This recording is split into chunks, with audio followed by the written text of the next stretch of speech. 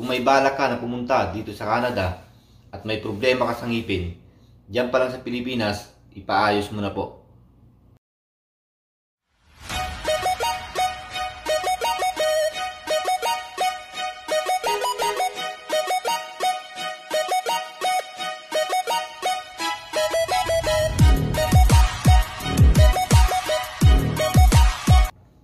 Magandang araw po sa inyong lahat, lalong-lalo na po sa mga kababayan natin dyan sa Pilipinas at sa mga kapwa ko OFW sa buong mundo.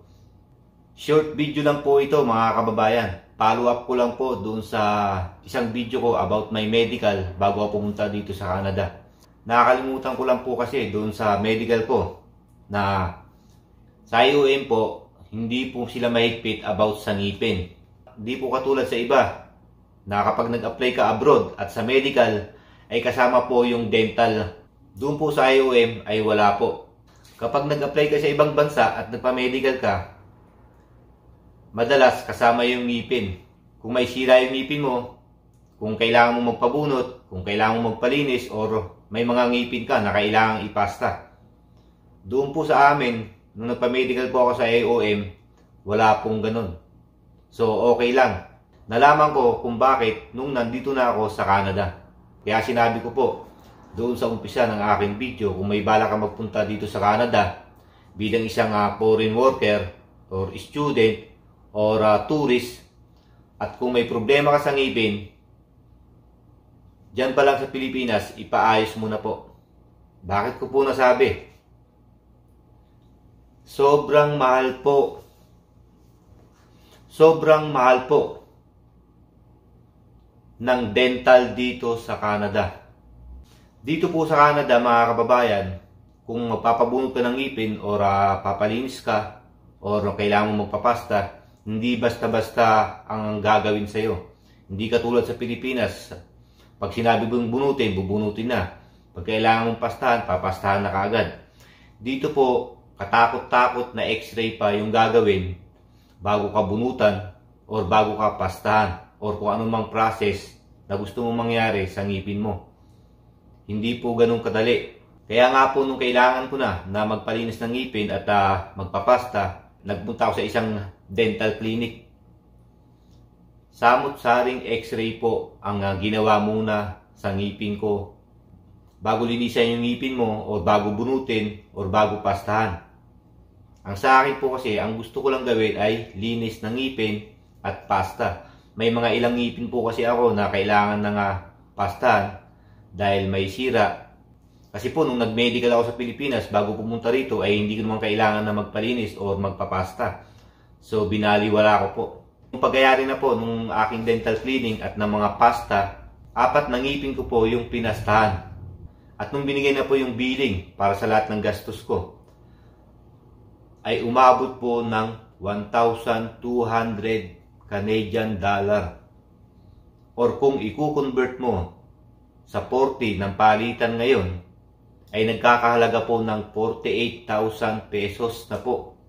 Sobrang laki, sobrang mahal. Buti na lang po, meron po akong dental benefits sa aking kumpanya.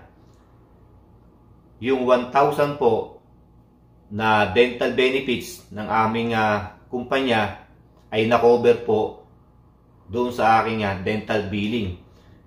So may balance pa ako na 200. So nagbayad pa ako ng 200 Canadian dollar. Nasa Pilipinas ay nagkakahalaga po ng 8,000 pesos.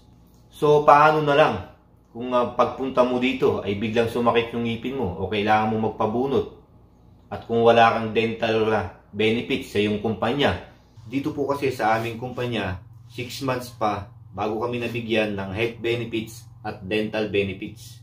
Hindi ko lang alam mga kababayan kung ang lahat ba ng kumpanya dito sa Canada ay nagbibigay po ng dental benefits sa lahat ng kanilang mga empleyado o sa lahat ng kanilang mga workers.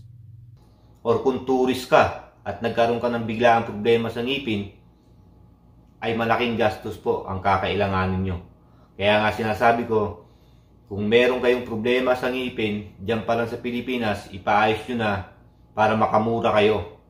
Mabigat po sa bulsa kung dito po kayo gagastos para lang sa inyong ngipin.